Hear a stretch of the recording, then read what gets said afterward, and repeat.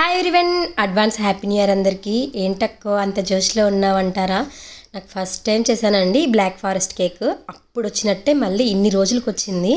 చాలా హ్యాపీగా అనిపించింది. చాలా బాగుంది కదా. ఎలా చేశానో చూడాలనుకుంటున్నారా? దీన్నైతే ఈ కేక్ని న్యూ ఇయర్ స్పెషల్గా చేశాను. చాలా తక్కువ అమౌంట్లో అయింది. 150 రూపీస్లో నాకు ఈ కేక్ వచ్చింది. ఇదే కేక్ బయట కొనుక్కోవాలంటే మనము 400 పైనే పడుతుంది. ఇది ½ కేజీ కేక్ అండి. అదే కేజీ అయితే 600 to 700 కూడా పడుతుంది. ఇంట్లోనే హ్యాపీగా ఈ న్యూ ఇయర్కి మనం ఎలా కేక్ చేసుకోవాలో చూపించేస్తాను. ఇదైతే చాక్లెట్ ఫారెస్ట్ కేక్. ఇది కాకుండా వైట్ ఫారెస్ట్ కేక్ కూడా చేసుకోవచ్చు. చాలా బాగుంటుంది. ఇది ఎలా చేయాలో కూడా నేను చూపించేస్తాను. సింపుల్ మెథడ్లో చెప్తాను. అలాగే కొంచెం వీడియో లెంత్గానే ఉంటుంది. కొంచెం ఓపిక చేసుకొని చూడండి, స్కిప్ చేయొద్దు. ఇక్కడ నేను ముందుగానే బేకింగ్కి ఇలా ప్రీహీట్ చేసి పెట్టుకుంటున్నాను అనమాట. ప్యాన్ ఒకవేళ మందం తక్కువ ఉంటుందేమోననేసి కింద ఇలాగ ఏదైనా పెట్టి దానిపైన ప్యాన్ పెట్టేసి పెట్టాను. ఇక్కడ నేను ఈ కేక్కి కావాల్సిన పదార్థాలన్నీ కూడా ముందే తీసి పెట్టుకున్నాను, హడావుడి ఉండకుండా. కేక్ ఎప్పుడైనా సరే ఇన్స్టాంట్గా అయిపోతూ ఉండాలి, దానికి గ్యాప్ ఇవ్వకూడదు. అందుకోసమే నేను అన్నీ పెట్టుకున్నాను ముందే. ఇక్కడ ½ కేజీ కేక్ మెజర్మెంట్స్. ఇక్కడ నేను ½ కప్పు మైదా పిండి తీసుకున్నాను. అలాగే 1 tablespoons choco powder, ½ tablespoon baking soda, ½ tablespoons baking powder వేసి నీట్గా డ్రై ఇంగ్రీడియంట్స్ అన్నీ కలిపేసుకొని జల్లించి పక్కన పెట్టుకున్నాను. అలాగే ఇక్కడ ½ కేజీ కేక్కి 2 eggs సరిపోతాయి. 2 eggs తీసుకునేసి బీటర్ తీసుకునేసి సిమ్లో, అంటే ఫస్ట్ స్టార్టింగ్ స్టేజ్ నుంచి కొంచెం కొంచెంగా పెంచుకుంటూ వెళ్ళానమాట. ఈ ఎగ్ బీట్ చేసేటప్పుడు చాలా నీట్గా జాగ్రత్తగా బేక్ చేసుకోవాలి. ఇది ఎక్కువసేపు బీట్ చేయకుండా జస్ట్ అలా బీట్ చేసేసి కలర్ వచ్చింది కదా అని ఆపేసామంటే ఆ నీచు స్మెల్ అలాగే ఉంటుంది. దీనిలో మంచి స్మెల్కి, టేస్ట్కి, టెక్స్చర్ అంతా బాగుండేదానికి కొంచెం వెనిలా ఎసెన్స్ వేసాను. అలాగే షుగర్ పౌడర్ కూడా కొంచెంగా కలుపుకొని వేసుకుంటున్నాను. ఎప్పుడైనా షుగర్ పౌడర్ తిప్పుకునేటప్పుడు వేసుకుంటే కొంచెం మీద పడుతుంది. అందుకోసమే నేను ఎలా చేసుకోవాలో ముందు చూపించాను. పౌడర్ వేసి కలిపేసి ఆ తర్వాత ఈ మిషన్ పెట్టేసి నీట్గా తిప్పుకోవాలి. చాలా బాగా ఫ్లఫీగా వస్తుంది ఇలా చేసుకోవడం వల్ల. దీంట్లోనే కొంచెం ఆయిల్ కూడా, కొంచెం అంటే కొంచెం ఏం కాదు, మెజర్మెంట్ లెక్కలో 1 టేబుల్ స్పూన్ ఆయిల్ వేసుకొని నీట్గా బాగా బ్లెండ్ చేసుకోవాలి. ఇలాగే బ్లెండ్ చేసుకునేసి దీన్ని పక్కన పెట్టుకోవాలి. దీంట్లోకి ముందుగా మనం తయారు చేసుకున్న వెట్ ఇంగ్రీడియంట్స్ ఉంటాయి కదా, అవి కొంచెంగా వేసుకొని కలుపుకొని చూసుకోవాలి. చూసారా ఎలా పైకి వస్తుందో? అందుకే ముందు నీట్గా కలుపుకోవాలి. అందుకోసం నేను కింద క్లాత్ కూడా వేశాను, కిందంతా మెస్సీగా అయిపోకుండా ఉండడం కోసం. ఇలాగ కొంచెం పౌడర్ యాడ్ చేసుకుంటూ వెట్ ఇంగ్రీడియంట్స్ అన్నీ వేసుకుంటూ నీట్గా కలుపుకోవాలి. పూర్తిగా ఇలాగా దీంతోనే చేసుకోకూడదు అనమాట. ఈ బీటర్తోనే కొంచెం బీటర్తో చేసుకునేసి మిగిలిందంతా స్పాచ్లతో చేసుకోవాలి. ఎక్కువసేపు బీటర్తో చేసామంటే మరి ఎక్కువ ఫ్లఫీనెస్ వచ్చేసి లోపల పెద్ద హోల్స్ అయిపోతాయి. దానికోసమే ఇలాగా ఈ చిన్న స్పాచ్లా తీసుకునేసి చేసుకోవాలి. దీంట్లోనే కన్సిస్టెన్సీకి అడ్జస్ట్ అయ్యేటట్టు పాలు కొంచెంగా వేసుకోవాలి. కొంతమందికి మనం తీసుకున్న పిండిని బట్టి పాలు ఎక్కువ పడతాయి, కొంతమందికి తక్కువ పడతాయి. పిండి బట్టి ఉంటుంది ఇదంతా. ఇలా రిబ్బన్ కన్సిస్టెన్సీ వచ్చాక ముందుగా ఒక మౌల్డ్ తీసుకొని ఆ మౌల్డ్లోకి ఆయిల్ అప్లై చేసుకోవాలి. ఇలాగా అప్లై చేసి ఆ తర్వాత బటర్ పేపర్ వేసి మళ్ళీ ఇంకొంచెం ఆయిల్ అప్లై చేయాలి. చుట్టూర్తలో కూడా నీట్గా ఆయిల్ అప్లై చేసుకోవాలి. చూపించే విధంగా నీట్గా ఆయిల్ అప్లై చేసుకోకపోతే కేక్ నీట్గా రాదనమాట. ఇలా అప్లై చేసుకున్న తర్వాత ముందుగా చేసి పెట్టుకున్న మిక్చర్ అంతా వేసుకునేసి నీట్గా, దాంట్లో ఏమీ లేకుండా నీట్గా వేసుకోవాలి. ఇలా స్పాచుల సహాయంతో అయితే చాలా నీట్గా వస్తుంది. ఇలా వేసుకొని కేక్లో ఎయిర్ బబుల్స్ ఉన్నాయేమో అనేసి చూసుకోవాలి. ఇలా ట్యాప్ చేసుకోవాలి. ప్రతి పెట్టే ముందు ఖచ్చితంగా ట్యాప్ చేసుకోవాలి, లేదంటే బబుల్స్ ఉండడం వల్ల లోపల హోల్స్ వచ్చేస్తాయి. ఇలాగ ముందుగా ప్రీహీట్ చేసి పెట్టుకున్న దాంట్లో ఇలా పెట్టేసి పైన బరువు పెట్టాలి. డైరెక్ట్గా పెట్టడానికి అక్కడ నిడ్డు ఉంది కాబట్టి కుదరదు, కాబట్టి కప్పు పెట్టి దానిపైన రోల్ పెట్టాను నేను.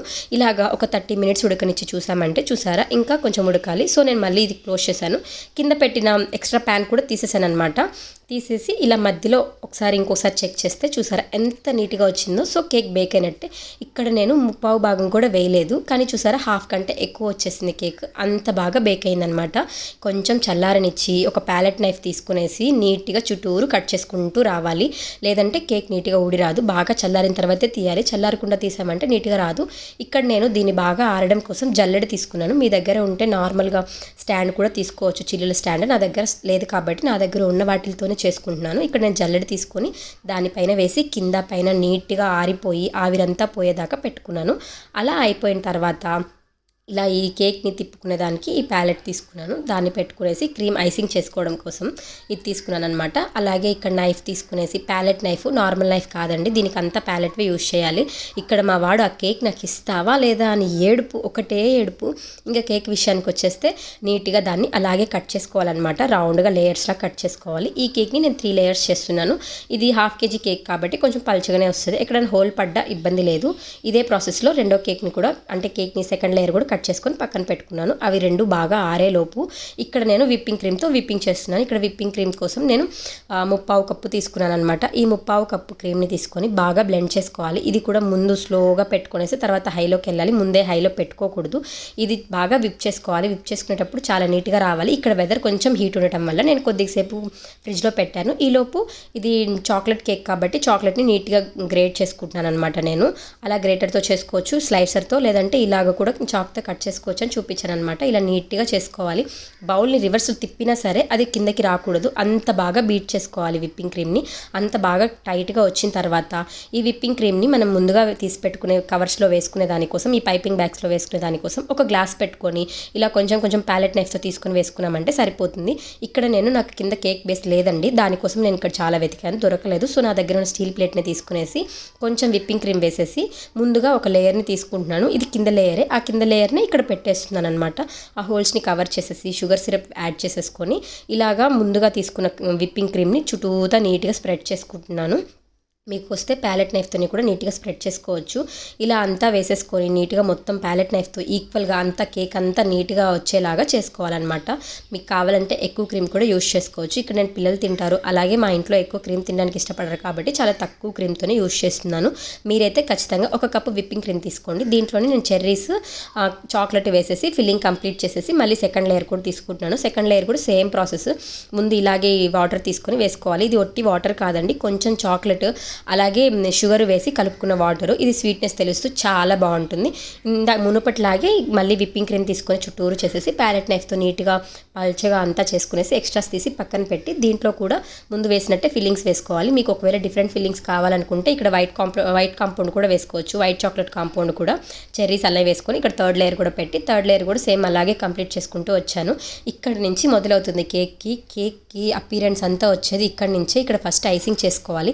ఎంత నీట్గానో చేసుకోవాలి. ఎక్కడైనా మనకి అప్ అండ్ డౌన్స్ లాగా అనిపిస్తే అక్కడ కూడా మనం ముందుగానే విప్పింగ్ క్రీమ్ పెట్టుకునేసి నీట్గా ఫిల్ చేసుకోవాలి. కావాలంటే ఇలా ప్యాలెట్ నైఫ్తో ఎక్కువ విప్పింగ్ క్రీమ్ని తీసుకునేసి అలా చేసేసుకోవచ్చు అనమాట. ముందు ఎక్కువైనా పర్లేదు, తర్వాత నీట్గా దాన్ని తీసేసి ఇలా అడ్జస్ట్ చేసుకోవచ్చు. ఈ విప్పింగ్ క్రీమ్ కావాలని కూడా మా వాడు మేకప్ పిల్ల వచ్చినట్టు వస్తూనే ఉన్నాడు మధ్యలో. ఇది మా ఇంట్లో చేసుకునేదే కాబట్టి నేను మా బాబుకి పెట్టాను అనమాట. ఇదే బయట అయితే ఇలా చెయ్యము. నేను ఇంకా బయట ఎప్పుడు చేయలేదు కూడా, ఇంట్లో వరకే చేసుకుంటాము. ఇలా నీట్గా ఐసింగ్ చేసి ఫ్రిడ్జ్లో పెట్టి తీసిన తర్వాత ఇలా అవుతుంది.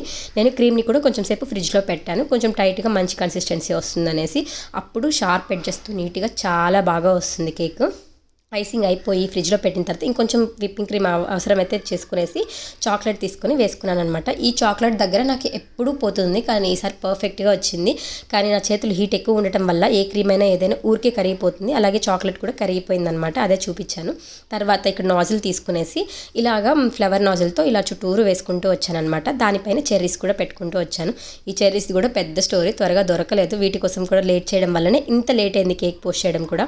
యాక్చువల్లీ ఎప్పుడో పోస్ట్ చేయాల్సిన వీడియో ఈ చాక్లెట్ కోసము, కేక్ కోసము, కింద ఆ బేస్ కోసము చూడడం వల్ల లేట్ అయింది. ముందుగా తీసి పెట్టుకున్న ఆ చాక్లెట్ గ్రేట్ చేసుకున్న దాన్నే వేసుకునేసి మధ్యలో ఈ హ్యాపీ న్యూ ఇయర్ అని చెప్పేసి టాపర్ యాడ్ చేస్తే న్యూ ఇయర్ కేక్ రెడీ అయిపోయింది. మీకు ఎలా అనిపించింది కామెంట్ చేయండి.